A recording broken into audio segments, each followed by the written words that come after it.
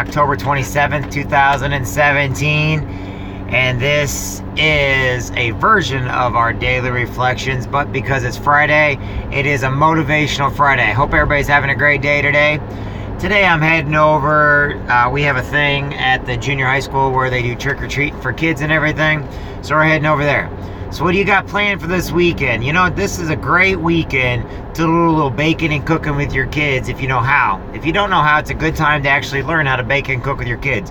I think this weekend, and we'll go live with it, my daughter and I are going to be doing some apple pies, and we'll be doing some pumpkin pies for the holiday season and everything else, and to make pumpkin pies and apple pies for friends. We'll also be making some Amish bread tonight. That's after we get done with the Halloween thing going on over here in Quincy, Illinois. There's a Halloween activities for kids at our local junior high. So that's what we'll be doing tonight. And then tomorrow I think we're going to go over to the pumpkin patch, corn maze. We may go down to Creepy World down in St. Louis, which is a huge haunted house. We may go to the Abyss, which is a haunted house. But the whole point of this is, you know, do things with your kids, you know. Basically, get them out, get them outside, do things that you guys can build memories with them for, okay?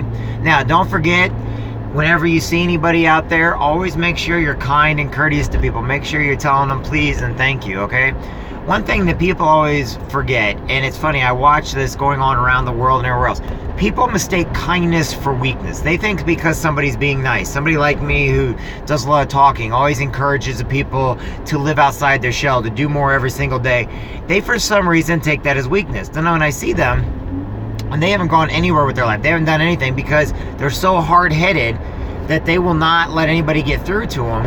I actually feel sorry for the people that are out there that they have all these dreams, but they already died and are in the cemetery. And the reason why is because they don't go after what they want. You know, human intuition is one of the greatest things that we have. You know, you may not like reading books, but if you read 11 good pages of a book every single day, that'll help motivate you, help energize you, help give you new ideas on how to approach people, on how to talk with people, on how to relate with people, all right? When I do these things with my daughters, because I want her to remember memories of her and I together doing things from cooking to baking, to bike riding, to parks, to boating, to fishing, you know, everywhere from parades that we're in to horseback riding. You know, everybody's like, well, that stuff costs money. No, it doesn't. Look, everything I do, I learned, I come from a mother and a father who didn't have anything, okay? And so when my daughter and I do stuff, I teach her the things that you can do that you don't need to use money for, okay? Everybody thinks that everybody's got to be rich to do everything. No, it doesn't. You know what you got to do is you got to be creative. You got to be inventive, you know? As kids, we used to go outside and come up with our own games, our own types of doing things, you know? And now as adults, we sit there and we think, oh, well, we don't know what to do anymore. It's time to get back in that kid mentality where you can come up with games, come up with activities, come up with ideas on your own. Not everything costs money. I mean, going to the park does not cost money. Okay? Sure, you might have to walk there, you might not be able to drive, but guess what? Go to the park, enjoy the playtime. You know, go outside and look at the leaves on the trees. My mom used to have my sister and I go around collecting different leaves, and then we had to figure out what leaf the tree came from and the kind of tree.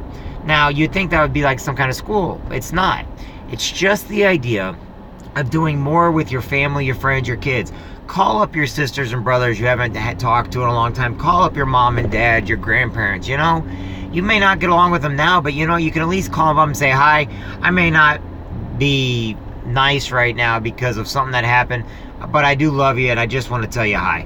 You don't have to do anything for them. Just call them up. Let them know that they matter. Let them know that you're there. Be that person that stands above the crowd. Because if you go down to the crowd, you know what happens? You're right. A lot of people will throw tomatoes at you. But guess what? When you're up there on top, there's going to be a lot of people that need you to be there. And if you're down on the bottom, when you look up, those people that you see up there, you need to strive to be like them. You know, and sometimes it's just a matter of they may be one tier up. They may not be at the very top of the hierarchy, but they sure are reaching out to pull you up.